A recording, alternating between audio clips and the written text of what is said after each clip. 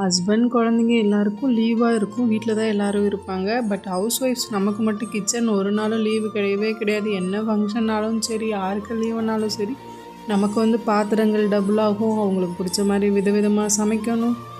சரின்னு சொல்லிவிட்டு அவங்களுக்கு பிடிச்ச மாதிரி விதவிதமாக சமைச்சு கொடுத்தாலும் பட் அது நல்லா இருக்குன்னு சொல்லிட்டு ஒரு வார்த்தை கூட சொல்லாமல் சாப்பிட்டு முடிச்சுட்டு, சரி ஈவினிங் போல் எங்கிட்டாவது கிளம்பி வெளியே போவோம் வாங்க அப்படின்னு சொல்லி கூப்பிட்டா, நான் இன்றைக்கி தானே ஒரு நாள் வீட்டில் இருக்கேன், ரெஸ்ட் எடுக்க போகிறேன் அப்படின்னு சொல்லிடுவாங்க. பட்டு லீவ் டேஸ்லையாவது நம்ம இந்த தெரு முக்கையாவது தாண்டிடுவோம் அப்படின்னு சொல்லி கனவு கண்டால் கூட அது நடக்கிறது கிடையாது. நிறைய பேர் என்ன மாதிரி ஹவுஸ் ஒய்ஃப் இப்படி தான் இருப்பீங்கன்னு சொல்லிட்டு நினைக்கிறேன்.